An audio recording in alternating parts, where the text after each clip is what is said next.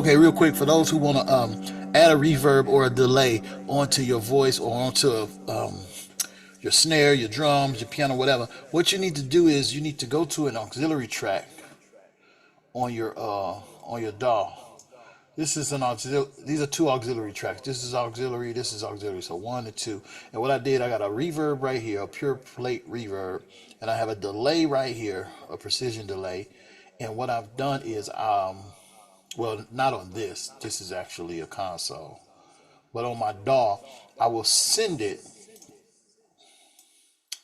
I will send to auxiliary one, and you send in a signal, a portion of the signal. So me, I'm sending, we can say 9% of the signal is going to the reverb, and that's why the reverb sounds the way it is. And if I would turn that up, it'll get more powerful, and more of my voice will go there. And so I bring it down to around, like around 8, 10, between 8 and 13. Something like that. And the delay, same thing. Mic check. So you hear most of the delay. So that's what you do. You put your delay and you put your reverb on either auxiliary tracks or bus tracks, and then you route that to, you know what? I can open up my, what you call it? I can open up my DAW and show you guys real quick. So I'm gonna open up Studio One. I'm gonna share that screen with you. We're gonna share Studio One with y'all. We're gonna share Studio One. We're gonna go to the mixing screen. Okay, so boom. When you have your vocals, these are my vocal tracks in the brown.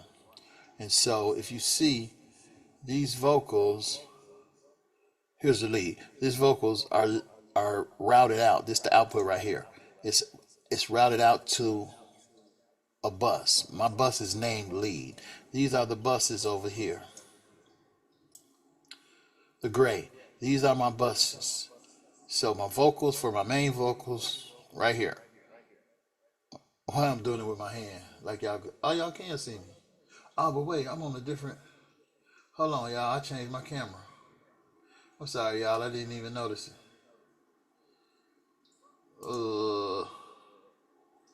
No, I did. Bam. Okay. I didn't change my camera. I don't know what happened. Well, anyway, these are the bus. This is my bus for my vocals. And right here, let me bring it up some. As we lift this up, this is my delay, my reverb. And so this is the portion, the percent I'm sending to the delay, the percent sending to the reverb when I have it going through Studio One. Right now, my vocals aren't going through Studio One. My vocals are going through the Apollo.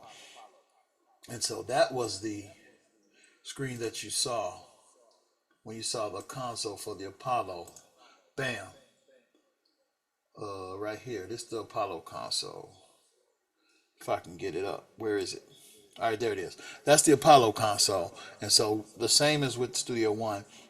Right up in here, you have auxiliary track 1, auxiliary track 2. This is the reverb. This is the delay. And so the only thing on the main channel, I have an EQ and I have a compressor. An EQ and a compressor on the track. And over on the auxiliary track, we have a plate reverb and we have a delay. And so we're sending a portion of the signal to the reverb, and it's actually reverberating, and that's what you hear. So make your bus channel, auxiliary channel, put a reverb on one, put a delay on another, and actually when you're doing vocals or even bass or whatever, you're gonna put a reverb on. You want to put an EQ after. You want to put an EQ after the effect or after the plug-in, and then take the bottom out of that, and that'll cause all that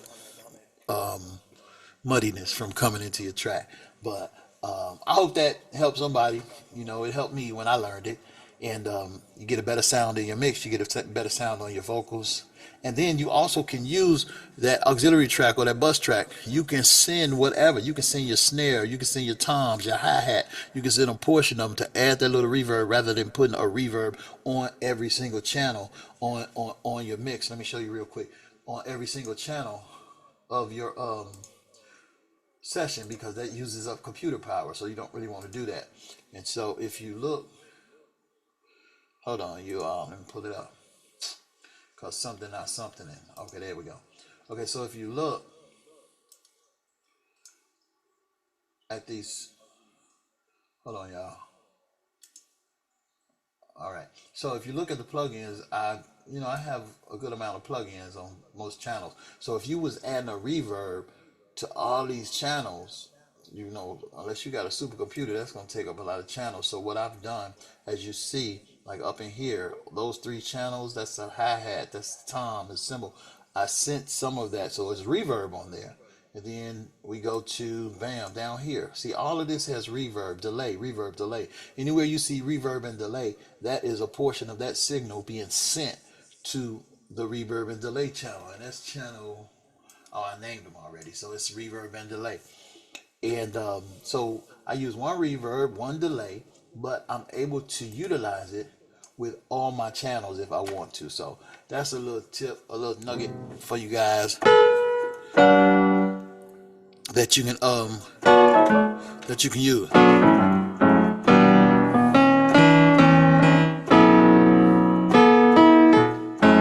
Oh, watch this. Oops, that's wrong.